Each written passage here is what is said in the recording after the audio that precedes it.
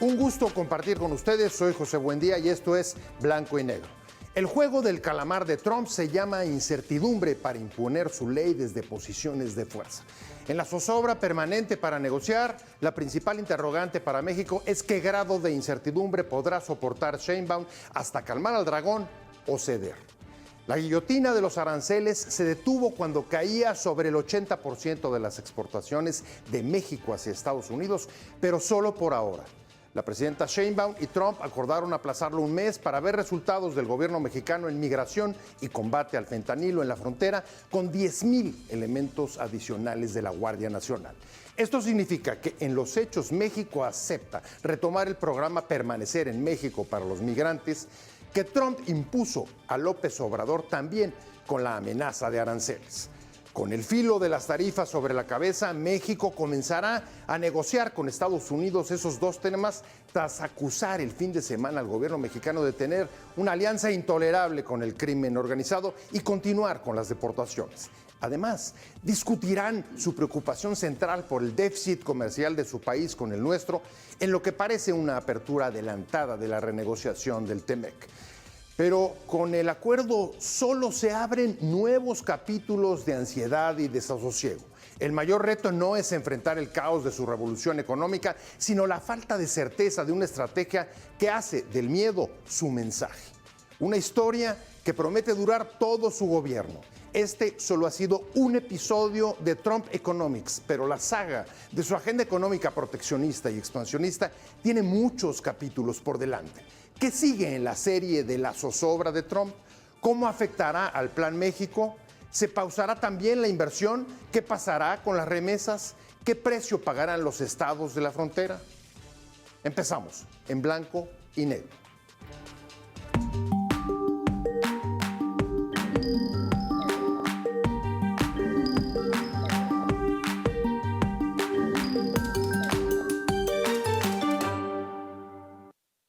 We had a great talk with Mexico, and we had President Sheinbaum is a woman. I like her very much. We've had good relationships, but we have to stop fentanyl from coming in, whether I like somebody or not, and we have to stop the illegal aliens. With Mexico went very well in the sense that they're very strong now on the border. They're going to put soldiers there. So, actually, they're best military soldiers. And they're going to be at the border, 10,000, that's a lot of soldiers. And they want to protect it also. You know, they don't want people running through Mexico, coming through Mexico to come into our country. So they're going to do that.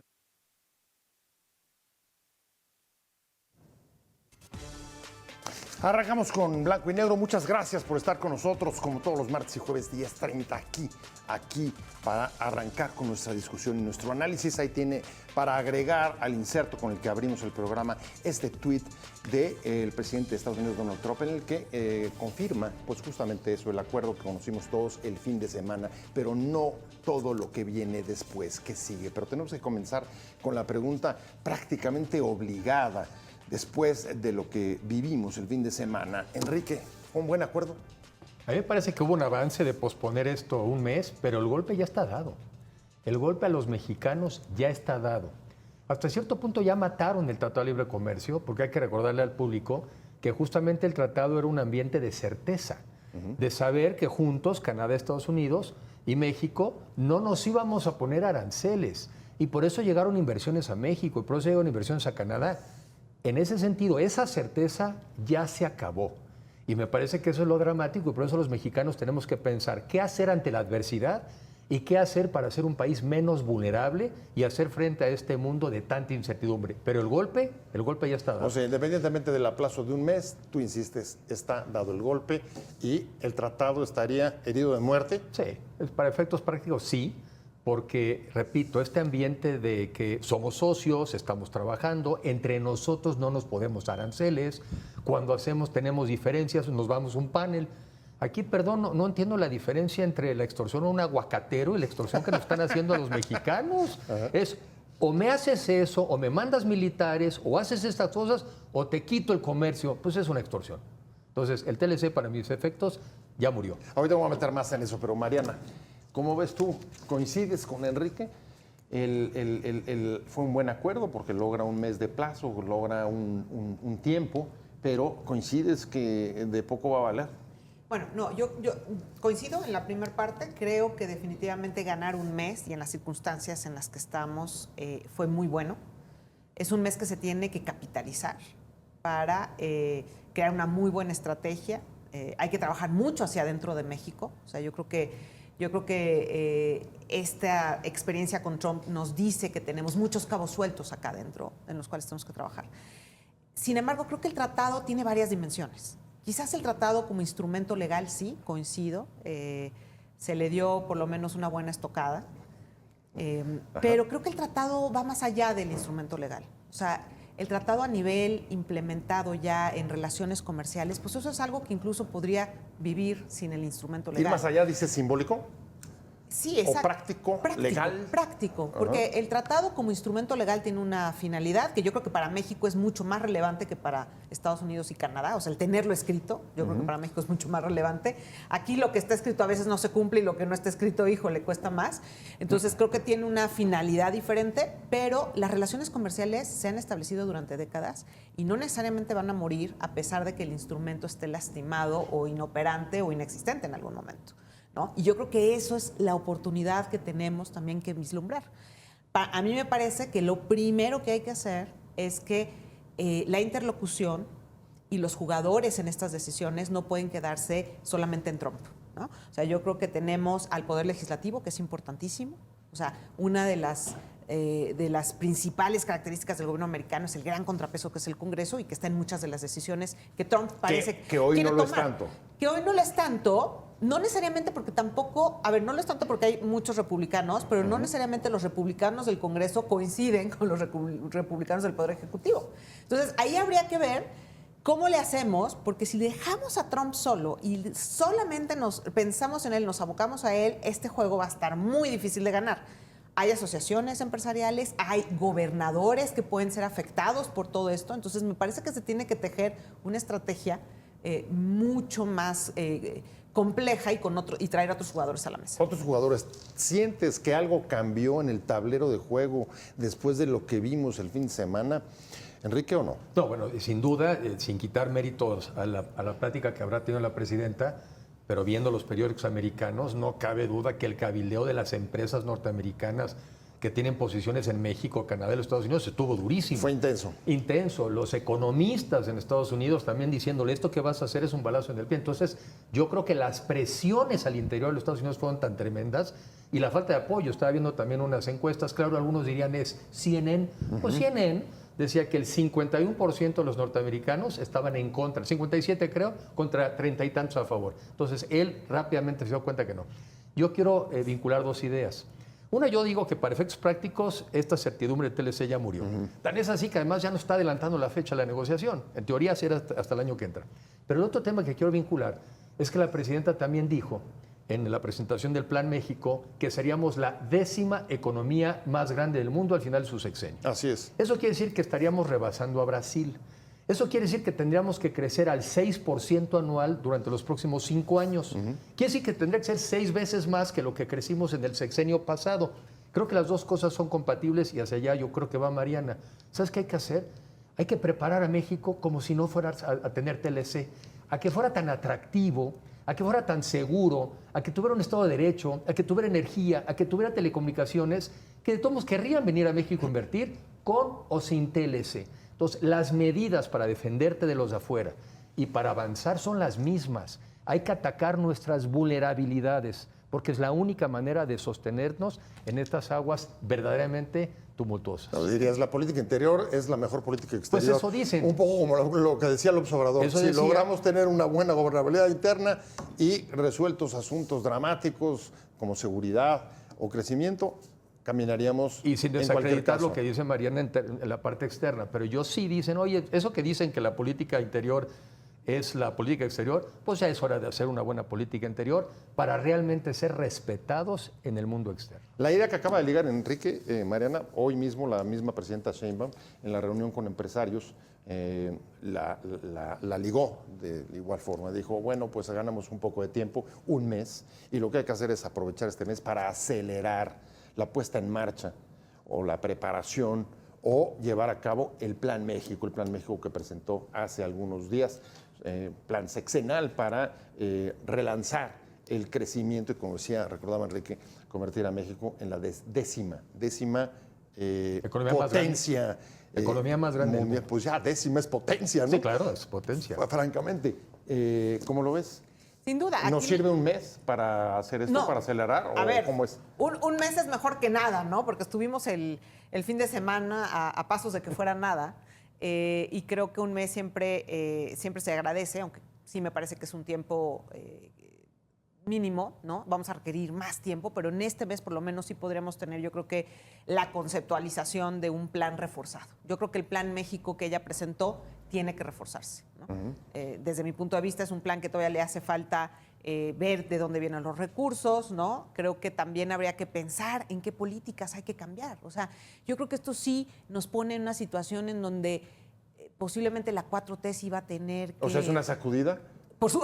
Para dar es una sacudida institucional Es una y de sacudida. política pública. Por supuesto. O sea, creo que la crisis de fentanilo es uno de los resultados de políticas de seguridad muy fracasadas que arrastramos desde el sexenio pasado. Y a mí me parece que esta es la oportunidad fundamental para replantear las políticas de seguridad pública del país, por ejemplo, que no solamente han generado esta crisis o han contribuido, porque no es la única causa de la crisis del fentanilo en Estados Unidos, pero es una muy importante.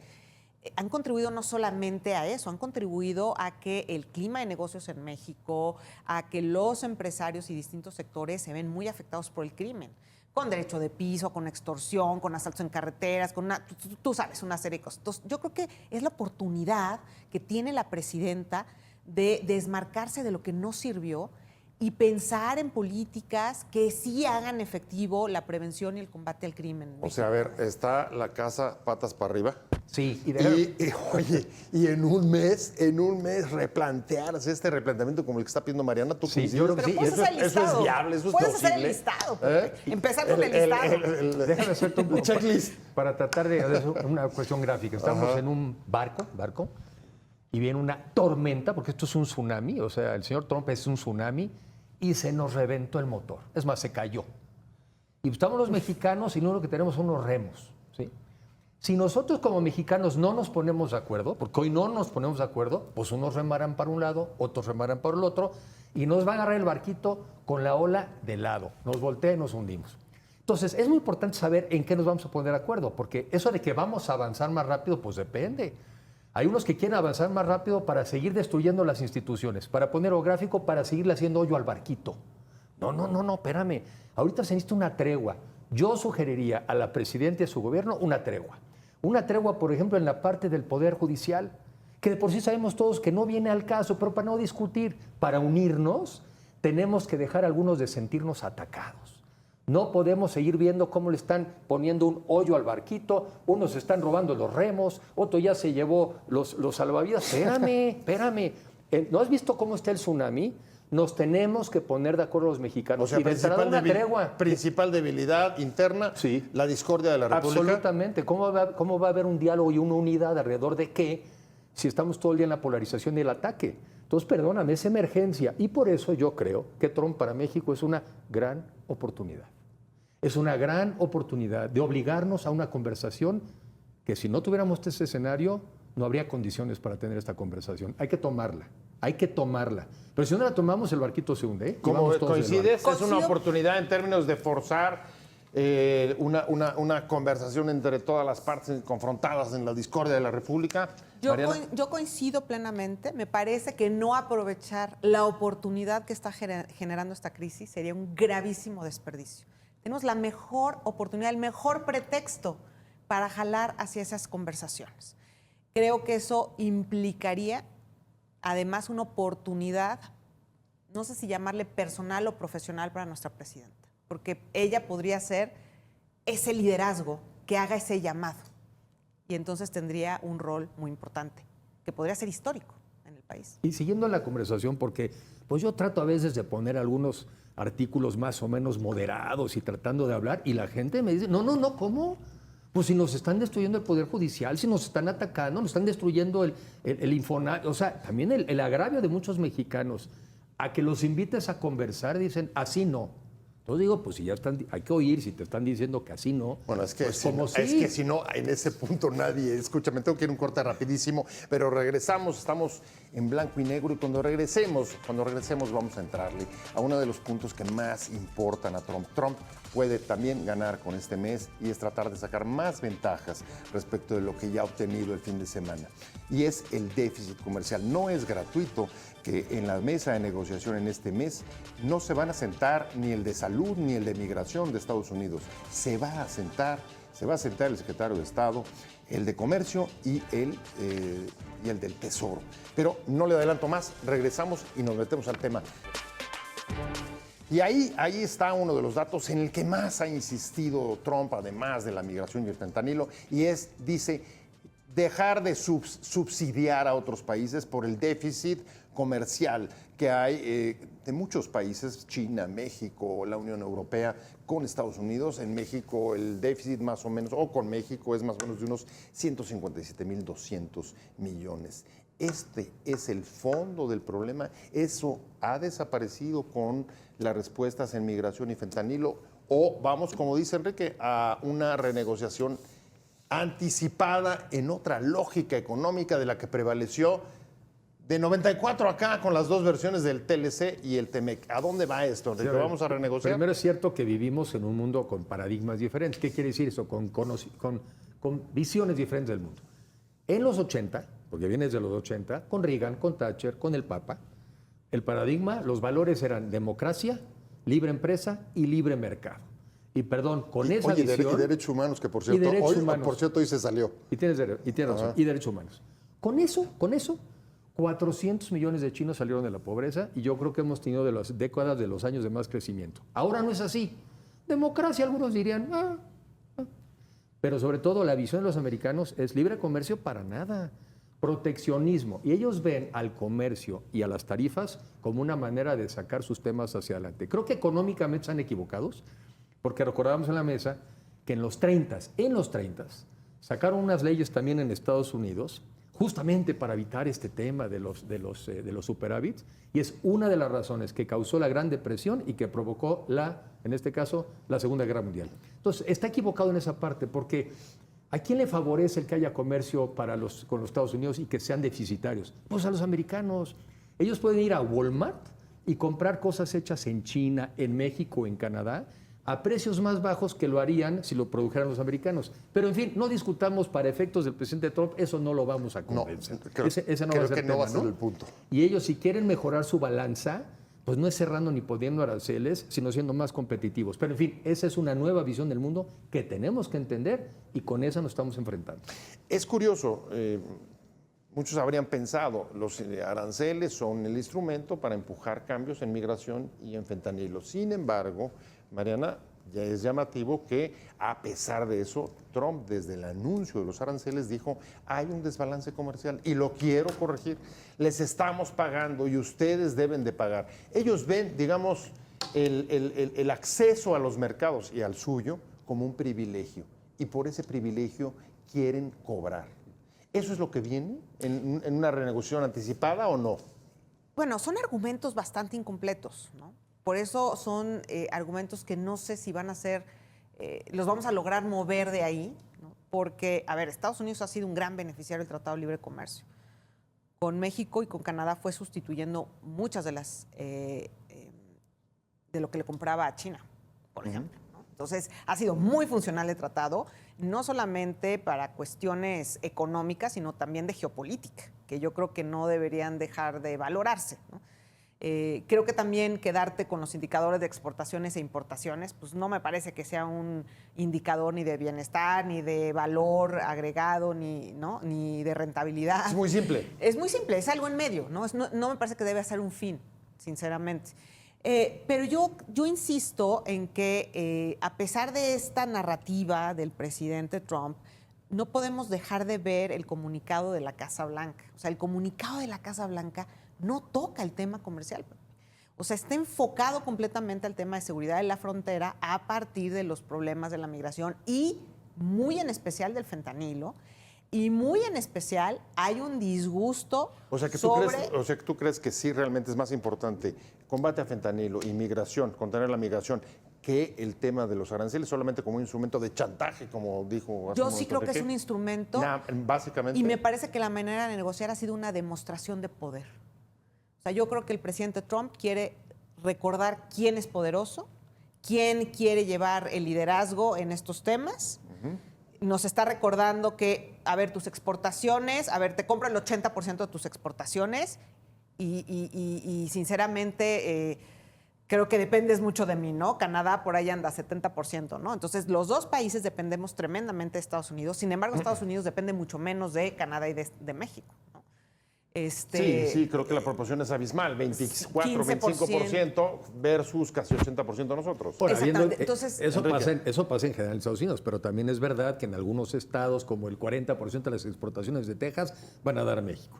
O probablemente el 40 o 40 tantos de California. Y hay que ver a Estados Unidos más bien como un continente, porque no es nada más un país. Es un país ¿no? de países. Es un país de países. Entonces, al final del día, si bien es cierto que en promedio es 15, para algunos lugares es dolorosísimo. por eso es ¿no? que tienes que Sí, subir a pero la sí, mesa en la gobernadores. frontera. O sea, la razón por la cual Claro. tienes que subir a la mesa gobernadores y no puede ser Trump para nada el único interlocutor o el único que nos centremos la estrategia en él, porque tenemos gobernadores que en efecto al desagregar van a ser muy afectados. Y esas personas creo que tienen un interés importante en que se sostengan, si no es con el Tratado de Libre Comercio, con los tratados que los estados puedan mantener con México, porque la ventaja del federalismo americano, a diferencia del mexicano, es que sus estados sí pueden sostener tratados comerciales con el país México, ¿no? Entonces, Con los países. Con los países. Entonces, yo creo que ahí, por eso es tan relevante. Pero, insisto, sí creo que la guerra de tarifas está más que probada de aranceles, que nadie gana, que todos perdemos. Sí creo que es un instrumento de presión negociación y de presión negociación y de chantaje. Pues, Pero déjame poner unos elementos sobre la mesa. El viernes, Reuters dijo que el incremento o la modificación de las tarifas sería hasta marzo. El memorándum que lanzó para analizar el comercio y las tarifas el día de Digo su que era toma para de posición, dijo que era para abril.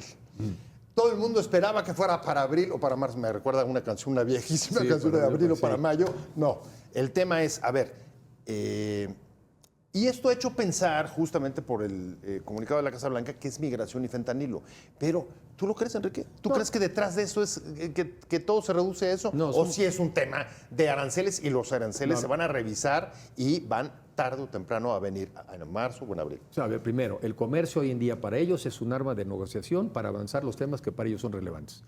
Ellos no están contentos con el tema del déficit, así lo ven, no creo que tengan razón, pero así lo ven. Y el otro, obviamente no están de acuerdo con la migración excesiva, ni están de acuerdo con las drogas, ni los carteles. Y la otra cosa que en este tema no se dijo, pero es el elefante en el salón, es China. Es China. O sea, hoy en día es una guerra de tipo geopolítico y por eso también muchos le criticaban al presidente. Pero ¿a quién se le ocurre irse a pelear con tus socios estratégicos, hombre? ¿Cómo se te ocurre irte a pelear con Canadá y con México si ahorita tu gran guerra es China? ¿Sí? Y ahí nosotros también tenemos que entender, aunque no lo había dicho, que nosotros también vamos a tener que fijar una visión con respecto a China. ¿Somos o no un socio confiable? Hoy en día para ellos no somos confiables. Porque parte de los primeros que empezamos a vulnerar el TLC fuimos nosotros, hombre, con el pleito de que si el maíz amarillo y que si aquí no se produce transgénico y tampoco respetamos lo que son las energías renovables. Entonces México también ha ido perdiendo estatura, confianza ante el gobierno americano y ante los norteamericanos. Y ese es un tema donde tenemos que trabajarlo, tenemos que volver a hacernos ver estratégicos, serios y confiables. Vuelvo otra vez al punto que tú habías puesto sobre la mesa y la presidenta en la reunión con empresarios. En efecto, está el plan B. ¿Qué vamos a hacer nosotros frente a eso o cualquiera de los escenarios que se presenten?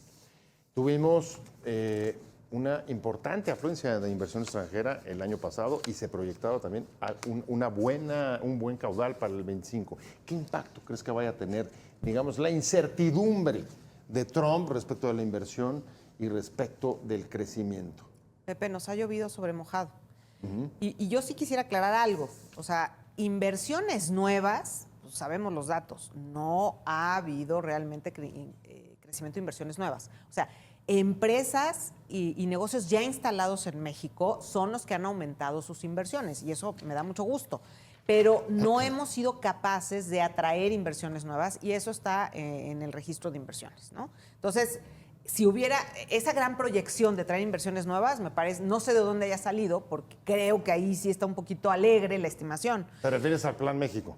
Sí. No, y las que han dicho que son históricas. O sea, dicen que Y es que la inversión en 24 a México es 25. histórica y que ha llegado a 35 mil millones. 38. Yo, sí, siempre lo veo en términos, 38.4. yo siempre lo veo en términos del tamaño de tu economía. México está a media tabla si ves que tienen otros países, reciben mucho más inversiones con respecto a su economía. La otra, ¿sabes quiénes invierten más en México desde el exterior? Pues las remesas. Las remesas son 65 mil millones. Y en En cambio eso- la en eso gran cerró, en inversión efecto. extranjera es 35. O sea, realmente los inversionistas internacionales en México somos los mexicanos. Pues no es tanto. Y también desde el año pasado ya traemos una estimación, por ejemplo, del crecimiento económico bastante baja, ¿no? Que no coincide, la Secretaría de Hacienda no coincide con una lista enorme de analistas internacionales, nacionales, de muy diversa índole, en donde el crecimiento, unos más, otros menos, pero te puedo decir que en promedio está la expectativa en 1%. Como el año pasado casi. Como el año Como el año pasado. pasado. Pero no en el 2.5 que espera Hacienda, ¿no? Entonces sí habían unos datos, sí hay unos datos alegres que yo creo que vale la pena repensar. Y esto tenía que ver con toda la agenda de reformas constitucionales que se dieron en la segunda parte del año pasado. Encima de ese terreno ya muy sensible que había en términos de incertidumbre, de cómo va a aterrizar la reforma judicial, esto qué va a implicar en los conflictos contractuales, ¿no? Cómo va a aterrizar en costos a los negocios el que esté implementándose esta reforma. Entonces, todo esto estaba pasando cuando de pronto, ¿no? Aparece, el adicional. Pero es Entonces, interesante porque, a ver, desde el sexenio de López Obrador lo que venimos escuchando constantemente es las reformas que está poniendo en práctica van a tirar la inversión. En su sexenio no la tiraron. A lo mejor a media tabla, como tú dices. Luego, la reforma judicial nuevas va a tirar la inversiones sí, inversión. Pepe. No. Pero las nuevas no, inversiones No, sí. no, pero déjame darte datos duros. Primero, los mexicanos cada vez es que también generamos una percepción equivocada. Que iba a llegar López Obrador y el país se iba a hundir. Exacto. De un día a otro. No, era despacito. ¿Quién dijo que iba a ser de un día a otro? Pero vamos bien, ¿eh? Pues los que decían el dólar a 25, el país se va a caer. Por eso. Nos vamos a descarrilar. Pero de ahí a ahora de repente digamos, bueno, pero una tercera parte del crimen organizado que controla el país no es un desastre. Oye, un sistema de salud que no te dan medicinas ni te atienden no es un desastre. Un sistema educativo en donde en otras partes del mundo están hablando de inteligencia artificial y aquí hablan si te deben de enseñar matemáticas y ciencia, no, eso no es un desastre. No, perdóname, como el sapito, nos vamos acostumbrando. Crecimos el sexenio pasado todo debajo del 1%, que es menos del crecimiento de la población. Es casi una tercera parte que lo que veníamos creciendo en los gobiernos anteriores que tanto criticaron. Con una pandemia de por medio. La misma pandemia, fíjate, el mismo virus en Colombia y crecieron más. El mismo virus en Brasil y crecieron más. O sea, aquí yo he dicho, entre broma y no, que se nos juntaron los virus. Sí, Uno de ellos no, el eso- COVID. eso- el me primer queda año, clarísimo lo que Pepe, estás diciendo. 2019 hubo decrecimiento, no hubo pandemia. Pero fíjate, déjame agregar otra premonición negativa. A ver, en cuanto salió lo de Trump, el último ingrediente que ponía sobre la mesa, ¿cuál fue el tema? México va a caer en recesión. Todas las calificadoras salieron y dijeron, el país en 25... No lo descartes, No lo descartes, México. porque los últimos datos ya son de Ramírez de recesión. la O salió después del acuerdo del domingo a decir, en mi horizonte no está el No, sí, bueno, escenario en el de él. Pero de él recesión. cree que ¿Qué va a crecer la opinas? economía Sí, no, no, 2.5%. Nadie cree eso, Pepe. Sí, no. Y los datos, deja tú lo que crean las personas, datos de INEGI ya evidenciaron la recesión o la desaceleración. Último Hubo un trimestre. decreció la economía. Último trimestre. Pero es negativo. Sí. Hay una Último caída trimestre. económica. Sí, el último. Desaceleración. Sí. Entonces, Sí. no necesariamente, digamos, la visión de nuestro secretario es la más objetiva, porque, como te comento, ¿Está haciendo politiquería, como dicen por ahí? bueno, no coincide con ningún analista internacional y nacional, Pues ningún banco, ningún Piensan que organismo con un internacional. discurso, piensan que con un discurso positivo mueven el ánimo de la gente. Pero el hecho es que no ha pasado así. Yo lo que más bien, a mí lo que me preocupa en general como mexicano, es que imagínate, más piensa esto. En los años, otra vez me regreso a mi barco y ahora es un velero. Imagínate este velero cuando traías los vientos atrás, que se llama viento de popa. Cuando vas de viento de popa es cuando vas más rápido. Navegas. México con vientos de popa de la famosa relocalización iba a 0.8% del PIB. Bueno, ahora te platico. Se acabaron los vientos de popa y ahora viene la ola de frente. ¿Qué crees que vas a crecer más rápido? Por eso digo, pongámonos de acuerdo para que nos agarren por lo menos remando al mismo ritmo hacia adelante. Se acabaron los vientos a favor. Ahora son puro viento en contra. No supimos aprovechar los vientos a favor, agárrate, pero si no sabemos ponernos de acuerdo para enfrentar la adversidad, sí tenemos un problemón. Una palabra que desapareció del lenguaje público, relocalización o nearshoring, que dominó por lo menos el último año y medio. Yo hace rato que no la oigo. Se esfumó.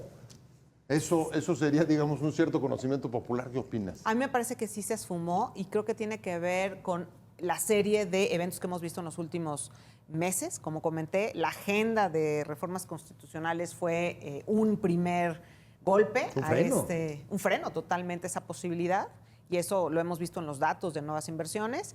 Y por otro lado, la llegada también de Trump.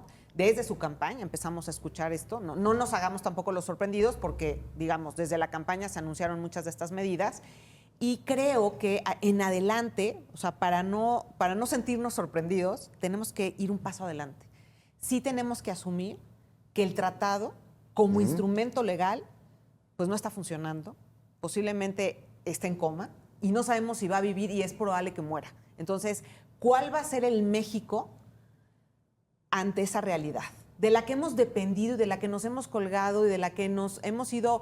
y perdón que te interrumpa, pero estamos en este mundo, como es hoy el mundo de la posverdad y cada quien piensa lo que quiere, entonces hay un grupo de gente que pensaría, por ejemplo, para ser concreto, que tener reformas, ¿no?, elecciones de los jueces en un país dominado por narco, no va a caer el Poder Judicial en manos de narcos, imagínate. Entonces es como el pensamiento mágico, ¿no? O sea, no va a pasar. No, perdóname, sí va a pasar. Y en ese entorno, ¿qué país tú te animas a venir a meter dinero cuando tú no sabes con quién vas a dirimir tus conflictos? Bueno, es que ese es el punto. El punto es, frente a todo esto, y sin viento, como tú dices, en contra de popa, pues lo que hay es un Plan México, que ese es el donde está apostando el gobierno mexicano de Sheinbaum, todo.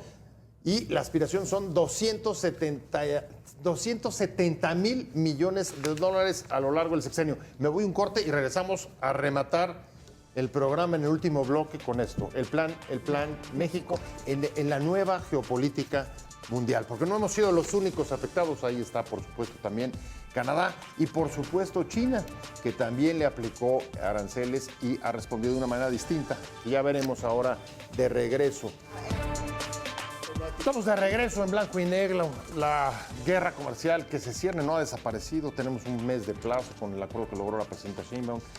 Pero no fueron los únicos, también ahí está Canadá. Ellos también lograron diferir la entrada en vigor de esta clase de tarifas. Y, por supuesto, China, ahí puede ver algunas de las respuestas que ha dado. Ella ha hablado, este país ha hablado, por supuesto, de contramedidas, de aplicar aranceles a Estados Unidos y, curioso, de ir a pelear, de ir a denunciar esto a la Organización Mundial de Comercio. Ni Canadá ni México los he visto meterse por la parte legal de las instituciones internacionales, a lo mejor porque lo consideran absolutamente un asunto ineficaz y irrelevante. ¿Cómo ves? Hace unos años habrías visto paneles, ir a la OMC. Hoy ni a Canadá ni a México los veo metidos. A China sí. Pues digo que cambió el paradigma. ¿Cómo cambió el mundo? La democracia para muchos no es relevante, las instituciones internacionales para Estados Unidos son costosas, el libre comercio ya quedamos que no, que las tarifas para algunos son, pero entonces nosotros tenemos que sostenerlos en lo que nosotros sí creemos. Yo sí me gustaría, yo sí le compro la palabra y el proyecto de la presidenta del Plan México, yo sí lo compro, pero entonces hay que ponerle numeritos. Quiere decir que tenemos que crecer 6% al año. Quiere decir que tenemos que crecer 6% cada mes para que sea 6% al año, ¿no? O sea, para que sea un promedio anual. Entonces, a mi juicio, eso implica combatir nuestras vulnerabilidades. Y por eso yo me voy a sostener en la propuesta de una tregua. Ahorita es una tregua. No puede avanzar el tema de la reforma judicial. No puede avanzar un daño que después es irreversible. No se ha acabado de concretar el daño. ¿Para qué lo hacemos? No o le sea, acabemos... para entender, la tregua para ti es usted... le dirías al gobierno, párenle toda clase de reformas que puedan ser divisivas. Sí, ahí vienen otras. Ahí vienen reformas, por ejemplo, para quitar los la reforma electoral, la reforma electoral. Entonces es una absoluta inconsistencia y es pensamiento mágico pensar que vas a tener unidad de los mexicanos, inversión y crecimiento para enfrentar a Trump si nos seguimos peleando entre nosotros. No hay forma. ¿Y sabes cómo lo mides? Mes a mes. Nada más mes a mes vamos cómo vamos creciendo y vamos viendo si se sostiene una teoría u otra. Los números son impactantes. 270 mil millones de inversión en el sexenio, crecer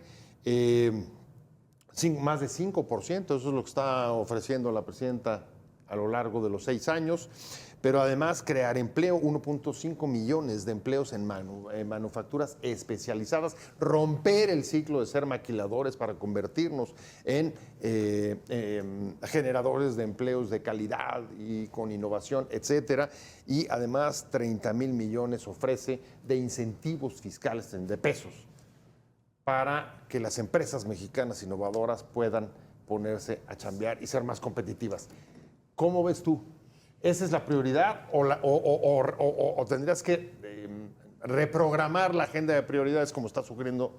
Ya me discutes tú si sí o si no, Enrique. A mí me gusta la idea de poner numeritos y eso me lleva a 2 cosas. Lo primero es que se van a requerir muchos recursos del sector privado. O sea, todos ya sabemos que el gobierno no cuenta con los fondos para las inversiones necesarias que va a haber que hacer, y eso implica que se ponga de acuerdo con cuál va a ser el rol del gobierno y cuál va a ser el rol de los privados. Me parece que ahí también nos hemos empantanado mucho en los últimos años. Ha habido una desconfianza tremenda hacia el sector privado, una narrativa... ¿De todos o de una parte? Del sexenio pasado. No, ¿hacia todos los empresarios o solamente una parte de los empresarios? En general, Al los concepto. empresarios. Al concepto empresario. Al concepto empresario. A pesar de que a algunos les ha ido muy bien. Sí. Fueron Ahí está diversas. Slim, por ejemplo. No, pero estoy hablando de la narrativa que se construyó desde las mañaneras. Se hablaba del empresario como concepto, ¿no? Entonces yo creo que, pero más allá de eso, hemos visto también a un gobierno, por ejemplo, que juega a ser empresario, ¿no? Que tiene una empresa mexicana, que tiene unos números de miedo, que ha jalado recursos que ya quisiéramos en programas de salud. Entonces, todo eso yo creo que es parte de lo que sí tendría que empezar a cancelarse, a moderarse, para realmente generar un plan coordinado entre el sector público y el sector privado, en donde haya un excelente uso de los recursos públicos y que haya mucha más certeza para las colaboraciones del sector privado, porque la certeza no solo la necesitan las industrias o los inversionistas internacionales, también lo necesitan los inversionistas nacionales.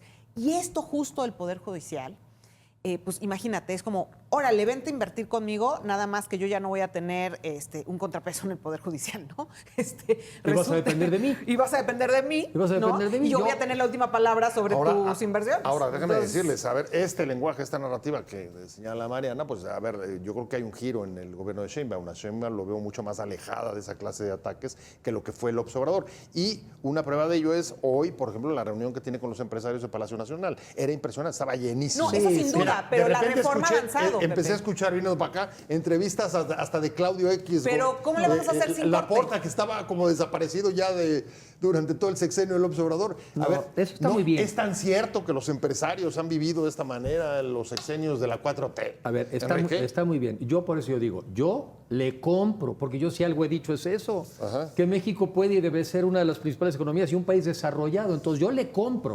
Lo que quiero insistir es que ese número no llegamos sin Estado de Derecho. No llegamos sin energía suficiente, barata y limpia.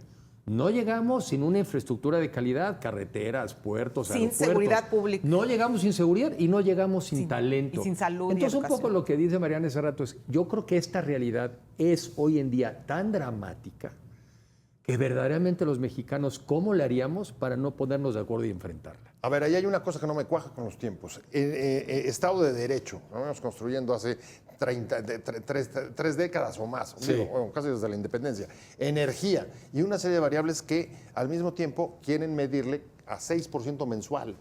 Sí, pero sobre todo... No, a pero la ver, idea es no vas a- continuar destrucción del Estado de Derecho. primero le paras a la destrucción. Sí, porque esa es de otra entrada. vez... Pero entonces va a ser 6% para el siguiente sexenio, para que venga después del 30%. No, es a ver, este país está en una posición geográfica maravillosa, en un momento histórico geopolítico en donde se van a pelear los norteamericanos con los chinos y México se vuelve estratégico.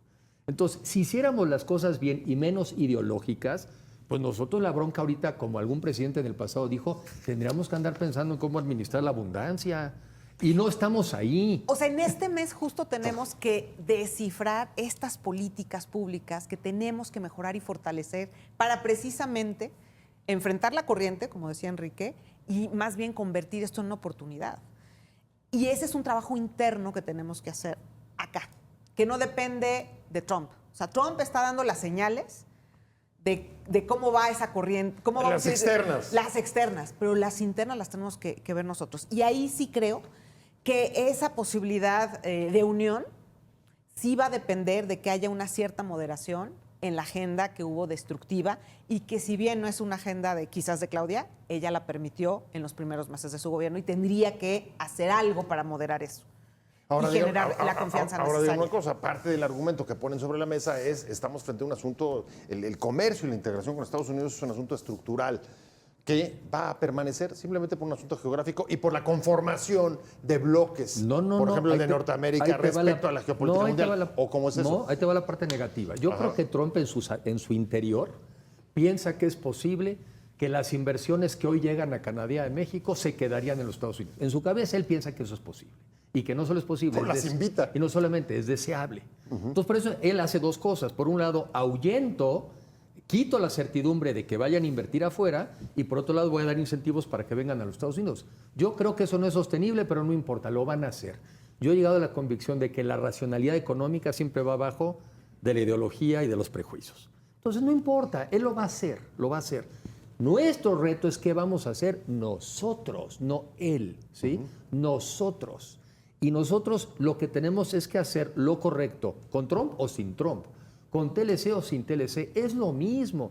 México tiene que hacer cosas para salir adelante porque no nos podemos dar el lujo de no crecer en una población que sigue creciendo, donde cerca entre el 35 y 40% de la gente vive en pobreza y no podemos dejar pasar esta oportunidad.